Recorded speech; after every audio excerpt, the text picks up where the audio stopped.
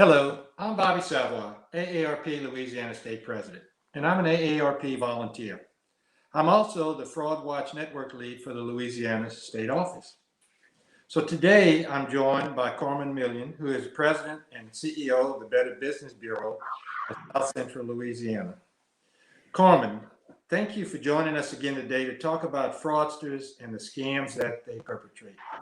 So in the past, and for the benefit of our viewers, we have talked several times about the different types of scams that are out there.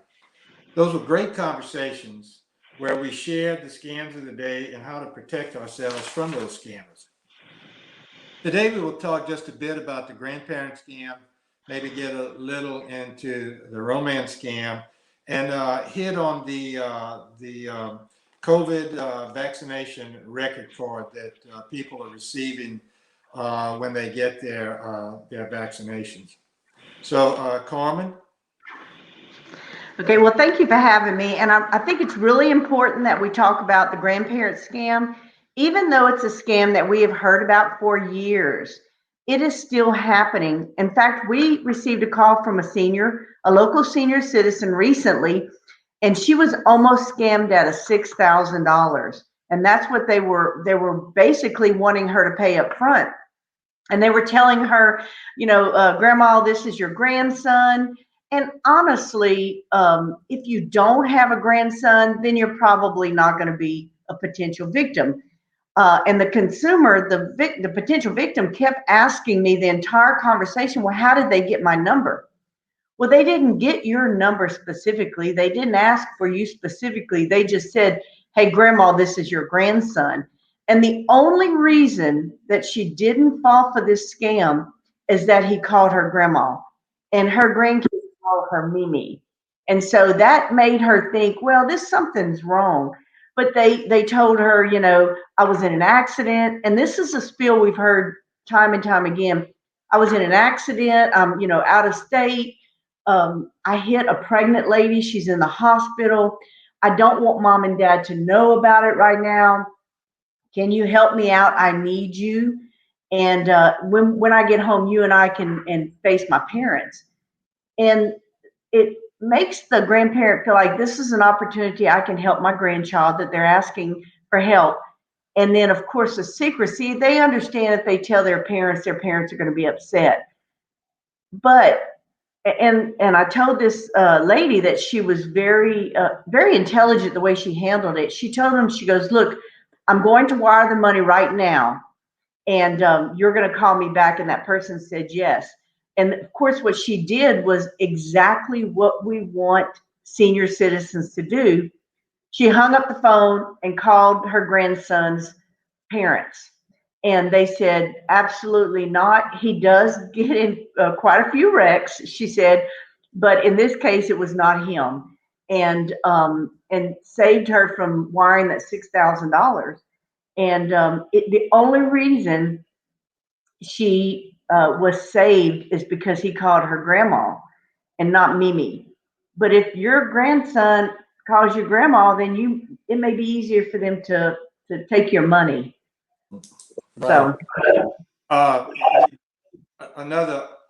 guess there's several pieces to that, the grandparent scam, and the accident is one, in the hospital, being in another country, and I think you're absolutely right. It's unfortunate that more older adults don't make that phone call, but I guess to try to keep the grandkids out of trouble with the parents, they just take it for granted that yes, he called, he needs help, and I'm going to help. They pull on our heartstrings, and we feel like if we can, we want to help. So yeah, that was very insightful on her part to do. Exactly. Yeah. And one of the things that I shared with her, and I would like to share with those senior citizens out there, is a lot of times they don't talk to their grandchildren every day. And that's understandable. But what they need to do is sit down with their kids and their grandkids and come up with a plan. And, if that means that, look, if you call me and you need something, let's have a word that we're going to say, or let's do something. if you don't do that, then you could say something like, okay, well, tell me what your mother's name is, or ask them a question. Don't just assume that it's your grandchild. You have to be suspicious first. You want to help them, but you're not helping your grandchild if you wire $6,000 to a foreign country. And so you need to come up with a plan or have a password or ask a question, but you need to take control of that conversation. Right. So, this COVID-19 pandemic started about a year ago, and the fraudsters continue to do what they do best, try to steal from us. And we know that fraudsters use the current headlines to target their victims in order to take advantage of and to scam people out of their hard-earned money. They may set up fake websites to sell bogus products. They will use fake emails, texts, and social media posts as a way to take our money and get our personal information. So, it continues to be the same thing that they have done from the beginning, and it's all about stealing from us. And it's unfortunate that these scammers take advantage of people when we're most vulnerable and maybe looking for some kind of companionship during these stay-at-home COVID times. So we have so many things to think about and to be aware of, whether it might be the grandparent scam, the vaccine scam, even the romance scam. And it might be a simple thing, but the most important thing that we can do to protect ourselves is to remain vigilant.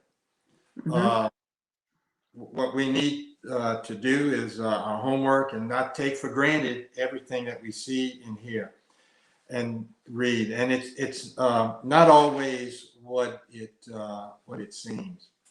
So when we host workshops or we do these virtual presentations on either YouTube or StreamYard or whatever is the platform of the day, we tell our members and those who attend remain vigilant in order to defeat these criminals.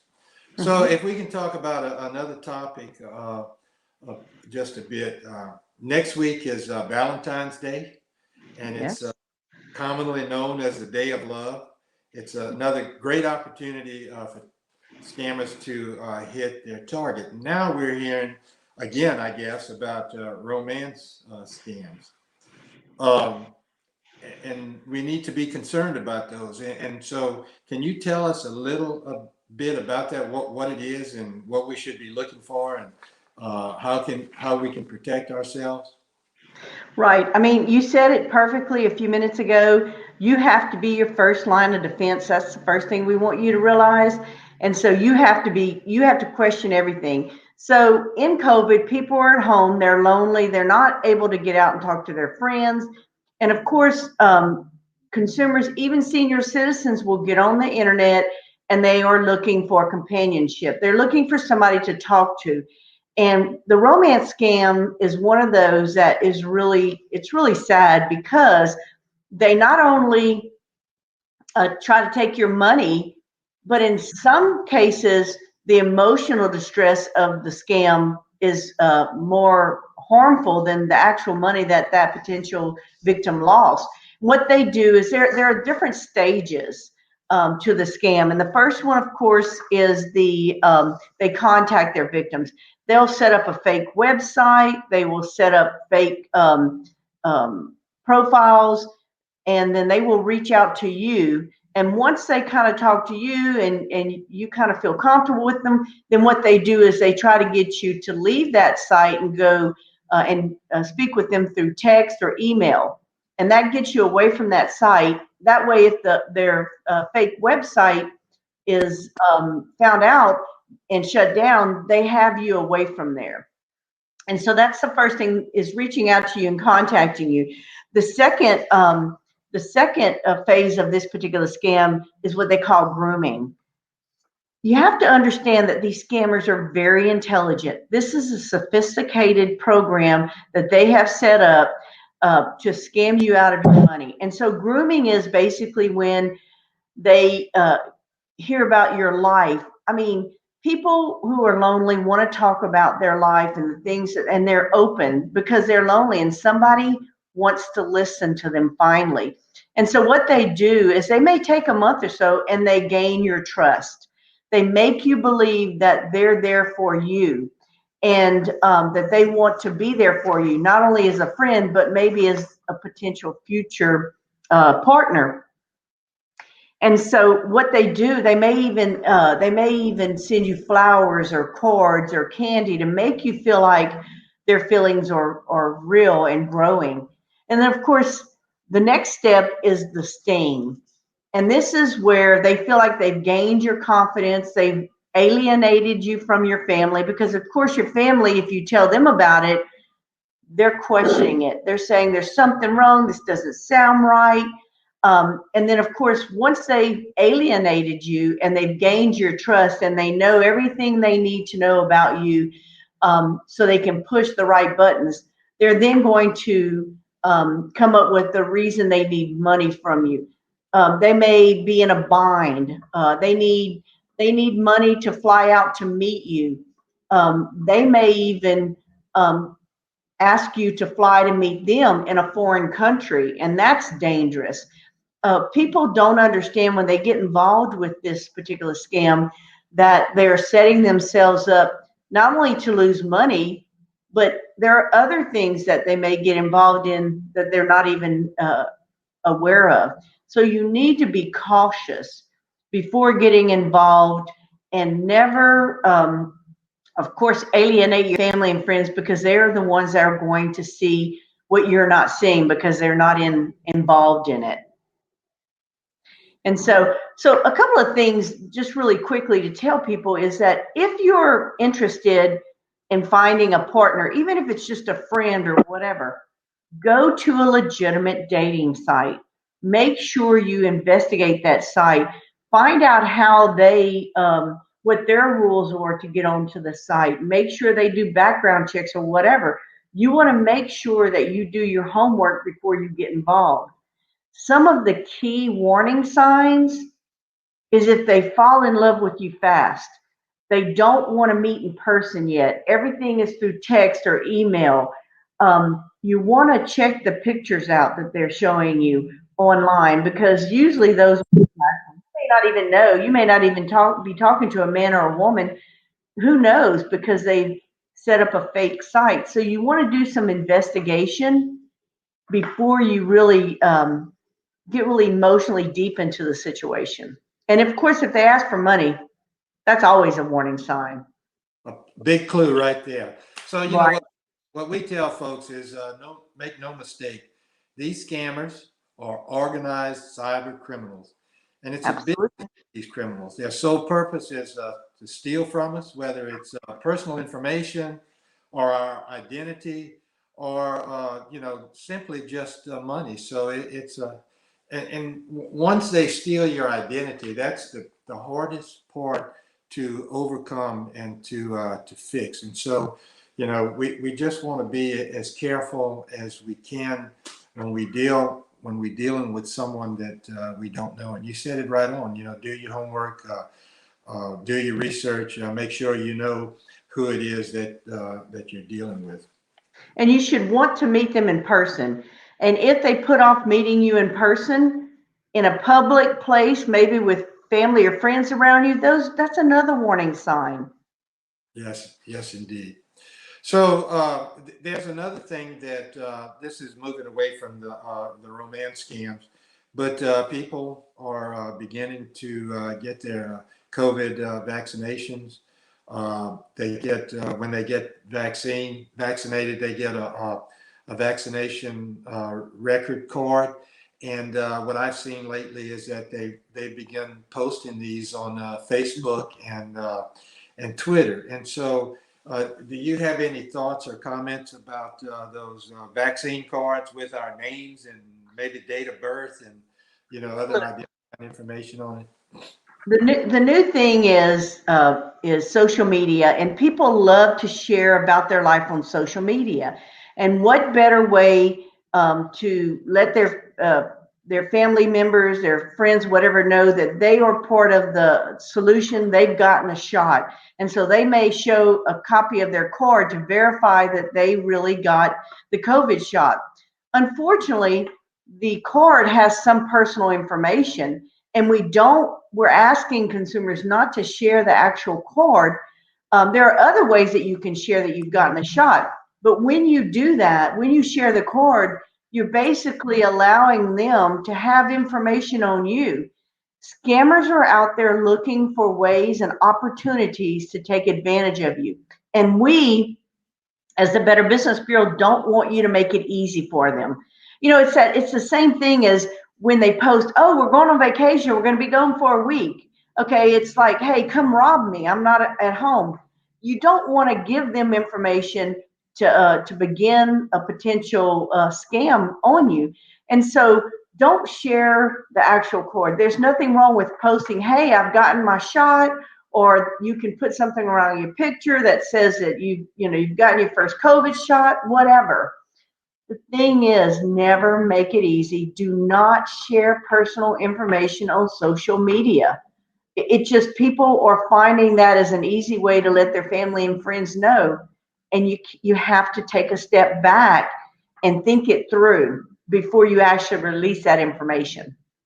People whose identity get stolen, or they're scammed out of something, they always ask the question, well, how'd they get my information? Well, you said it exactly correct. I think there's a lot of information out in the Twitter sphere and on Facebook. And so if you want to know, how many kids I have, or where am I at today, just search Facebook and you'll get all the information that you need. And you know what we tell people all the time, it doesn't take very many pieces of information to create a fake identity in your name that puts you on the hook for lots of different things. And so we again just tell people all the time, be very careful, enter in contests or drawings.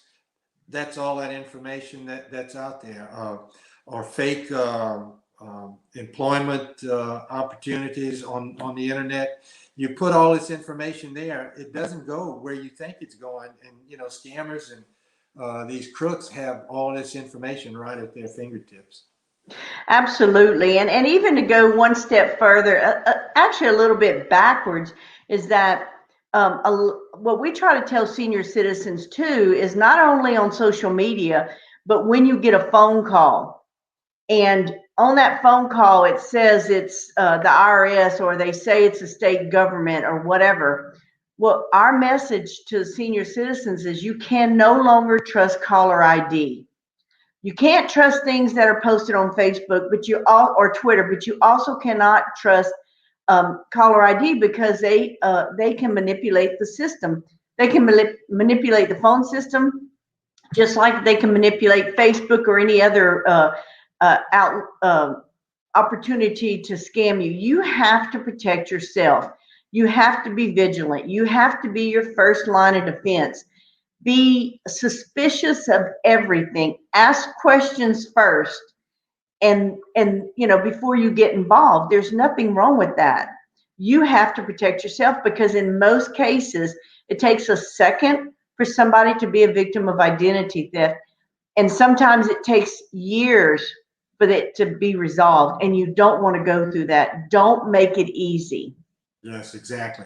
We came up in an era when we did things for other people just because out of the goodness of our heart. We had good hearts, but everybody doesn't have that kind heart. There are black-hearted people out there who just it's their business to steal, and they look at things in a different kind of way. And I guess the biggest thing that we can tell people is, if it sounds too good to be true, it probably is. And that's something that our parents told us a long time ago. If it sounds too good to be true, you ought to be suspicious. Well, Carmen, we could probably talk about many more of these scammers and what and how they try to steal from us. And we'll save some of those conversations for another day. Any last thoughts before we close up this, and maybe share contact information with our viewers? Okay, well, the first thing I want to say again, I want to repeat is that always question it. If it sounds too good to be true, it generally is. When in doubt, call the Better Business Bureau first. It doesn't matter if you think it's silly or, if you're embarrassed, whatever the case may be, call us first. You can reach us several ways. You can call us on our phone number at 225-346-5222. You can email us. You can fax us, you can write us, you can go to our website at bbb.org. You can not only file a complaint, you can check a company, and you can also post a scam on our website at bbb.org. So always check with the Better Business Bureau before you get involved. It's so much easier for me to give you advice on how to protect yourself versus telling you. I have to tell you, if you've been scammed, you're probably not going to get your money back. It's a lesson learned. It's expensive, but it's how it's going to be, because they're more than likely in a foreign country and you're never going to get your money back. That's the unfortunate thing.